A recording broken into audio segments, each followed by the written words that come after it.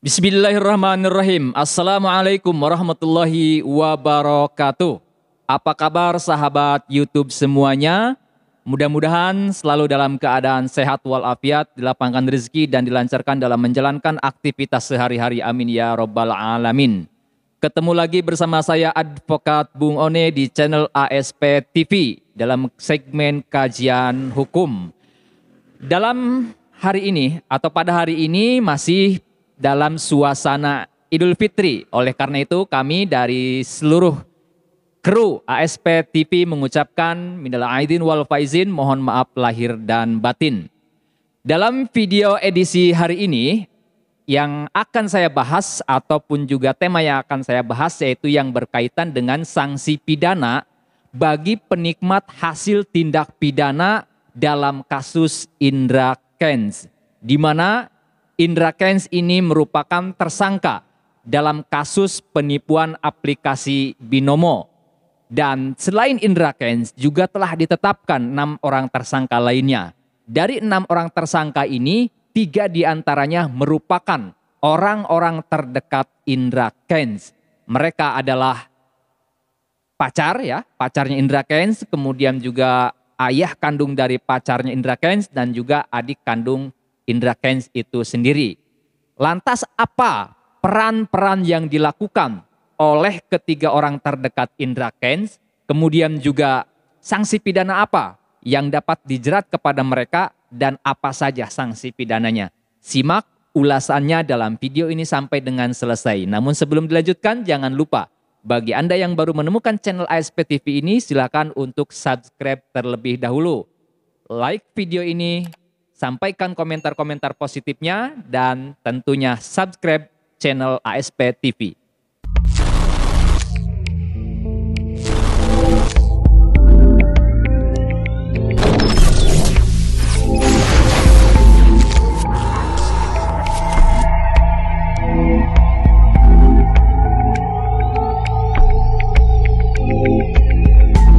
Baik sahabat-sahabat YouTube yang saya cintai, yang saya banggakan, terkait dengan kasus hukum yang menyeret nama besar Indra Kents, seorang pemuda kaya raya.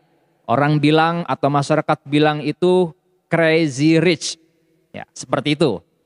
Nah, Indra Kents ini sudah ditetapkan sebagai tersangka, sebagaimana yang telah kita ketahui dari media pemberitaan, dari media sosial, bahwa dia tersangkut kasus penipuan investasi, mungkin disebut investasi bodong ataupun juga penipuan aplikasi investasi bernama Binomo, di mana korbannya banyak sekali yang melaporkan kerugian-kerugian yang dialami oleh mereka. Nah, polisi atau pihak kepolisian telah menetapkan Indra Kents sebagai tersangka penipuan aplikasi Binomo tersebut. Kemudian selain Indra Kents, pihak kepolisian sudah menetapkan 6 orang tersangka. Sebagaimana yang saya sebutkan tadi, 3 diantaranya merupakan orang-orang terdekat daripada Indra Kents. Yang pertama itu ada pacarnya Indra Kents. Inisialnya adalah Vika. Ya, Vika. Bukan nama Vika, tapi inisial Vika. Kemudian yang kedua adalah ayahnya Vika, berinisialnya RP. Kemudian juga yang ketiga ada adik kandungnya Indra Kents, di mana inisialnya adalah NK. Lantas apa sih yang dilakukan oleh ketiga orang yang saya sebutkan tadi inisialnya? Apa peran mereka dalam kasusnya Indra Kents?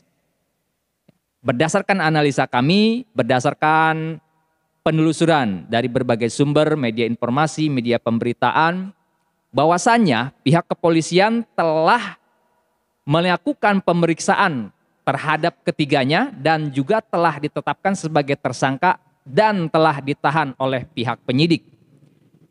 Berita update-nya pada akhir bulan April kemarin, ya, ketiga orang ini juga telah dilakukan perpanjangan masa penahanan untuk dilakukan proses pemeriksaan lebih lanjut. Namun statusnya sudah sebagai tersangka. Baik, kita ulas apa peran ketiga orang yang saya sebutkan inisialnya tadi dalam kasus Indra Kents ini. Yang pertama adalah pacarnya Indra Kents yang berinisial VK. Ya. Vika ini diduga menerima sejumlah uang dari Indra Kents senilai 1,1 miliar rupiah uang cash, ya, 1,1 miliar uang cash, dan juga satu bidang tanah yang terletak di lokasi yang strategis di wilayah Tangerang Selatan dengan nilai sebanyak, kalau tidak salah, sekitar 7,4, ya, sekitar itulah 7 miliaran. Kemudian juga orang tua atau ayah daripada Vika yang berinisial RP tadi, berdasarkan hasil penyidikan, ya, dari pihak kepolisian yang memeriksa, bahwasanya RP ini diduga menerima aliran dana, aliran uang yang digunakan untuk membeli 10 unit jam tangan mewah yang totalnya senilai 8 miliar rupiah. Totalnya dari 10 jam tangan mewah itu adalah 8 miliar rupiah. Itu kalau dibelikan bakso, itu kebagian berapa kecamatan, ya. Kemudian yang ketiga ada adik kandung Indra Kents yang berinisial NK, dan juga dia diduga menerima aliran dana dari Indra Kents itu sebesar 9,4 miliar rupiah. Ya, 9,4 miliar rupiah uang tunai. Wow, sangat-sangat besar. 9,4. Ya, udah bisa kebeli minyak goreng berapa truk. Baik, itulah peran-peran dari 3 orang terdekatnya dari Indra Kents, di mana mereka sekarang oleh pihak kepolisian dalam tahap penyidikan itu bisa dijerat atau dikenakan sanksi pidana berupa pidana penjara sebagaimana ditentukan atau diatur di dalam undang-undang terkait. Di dalam kasus ini, ketiga orang yang saya sebutkan inisialnya tadi itu dikenakan pasal berlapis. Kalau kue lapis berlapis-lapis enak. Ini pasal berlapis-lapis. Pasal apa saja? Yang pertama pasal 5 dan atau pasal 8 Undang-Undang Nomor 8 tahun 2010 tentang pencegahan dan pemberantasan tindak pidana pencucian uang. Dan pasal 55 ayat 1 huruf E. Itu diatur di dalam Kitab Undang-Undang Hukum Pidana. Bayangkan berapa lapis tuh, ya? 5, 8, 55, ya, 3 lapis. Jadi mereka ditetapkan atau diancam dengan sanksi pidana pasal berlapis. Kemudian akan kita review, akan kita bahas satu pasal saja, ya. Satu pasal dulu. Yang pertama yaitu pasal 5. Ya, ini pasal yang paling memungkinkan diterapkan dan juga dijerat kepada mereka yang diduga menikmati hasil daripada suatu tindak pidana, baik itu korupsi, pencucian uang, pencurian, penipuan, penggelapan, ataupun juga tindak pidana yang lainnya. Jadi dalam pasal ini disebutkan tindak pidana, jadi masih umum. Tindak pidana apa saja yang menghasilkan uang dari hasil tindak pidana tersebut, kemudian diberikan kepada orang lain menikmatinya, maka orang yang menikmatinya pun bisa terseret, ya, bisa dijerat dengan pasal 5 Undang-Undang TPPU ini. Di dalam pasal 5 ini, kebanyakan masyarakat atau akademisi atau para pakar hukum menyebutkan bahwasanya pasal 5 Undang-Undang TPPU ini merupakan jerat pidana bagi penikmat hasil kejahatan. Utamanya ditujukan kepada mereka sebagai penikmat hasil kejahatan korupsi. Itu teman-teman. Jadi siapapun yang menerima, siapapun yang menguasai penempatan, siapapun yang menggunakan harta kekayaan yang merupakan hasil daripada suatu tindak pidana, utamanya adalah korupsi, pencucian uang, ataupun juga penipuan, itu dapat dikenakan sanksi pidana maksimal 5 tahun penjara.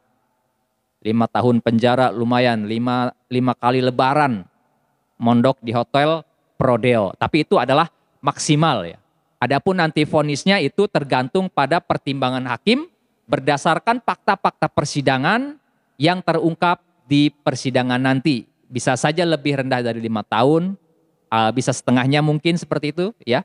Itu nanti kita lihat proses persidangannya nanti. Jadi itu pasal 5 ya, di pasal 5 itu. Oleh karena itu tentunya pasal 5 ini merupakan pendidikan anti korupsi sebetulnya bagi kita masyarakat secara umum. Bahwasanya jangankan kita melakukan tindak pidana korupsi, tindak pidana pencucian uang, penipuan, penggelapan, bahkan kita menerima saja, apalagi sampai kita menikmati dengan cara menggunakan, itu kita dapat terseret masalah hukum, dapat terkena sanksi pidana penjara. Ya, jadi si uang ini, uang hasil daripada tindak pidana ini yang dapat dijerat dengan pasal 5 ini mereka yang menerima. Ya, menerima atau misalkan menguasai penempatan. Memegang misalkan rekening, di rekeningnya itu dikirimlah uang hasil tindak pidana. Nah, itu termasuk menguasai penempatan, transferan dari harta kekayaan yang berasal dari suatu tindak pidana. Kemudian juga menggunakan, ya tidak hanya menerima saja, tidak hanya menguasai penempatan uang atau harta kekayaan, baik itu benda bergerak maupun tidak bergerak. Ya, menggunakan, misalkan membelanjakan uang yang dikasih dari orang yang ternyata melakukan tindak pidana, itu kita dapat terseret atau terjerat pasal 5 ini. Nah, di dalam pasal 5 ini juga disebutkan untuk mereka yang mengetahui atau patut diduga mengetahui bahwa uang atau harta kekayaan yang dia terima itu berasal dari hasil tindak pidana. Nah, ini tentunya perlu kewaspadaan dan perlu kehati-hatian nih. Apabila kita misalkan tiba-tiba ada yang ngirim uang 1 miliar, wow, 1 miliar. Bayangkan kita sehari-hari misalkan dapat uang atau gaji nggak sampai 10 juta misalkan, tiba-tiba ada yang ngasih 1 miliar. Kita lantas terima aja. Setelah diterima kita belanjain, beli mobil, beli tanah, beli bakso, 10 gerobak. Nah, itu tentunya tidak teliti.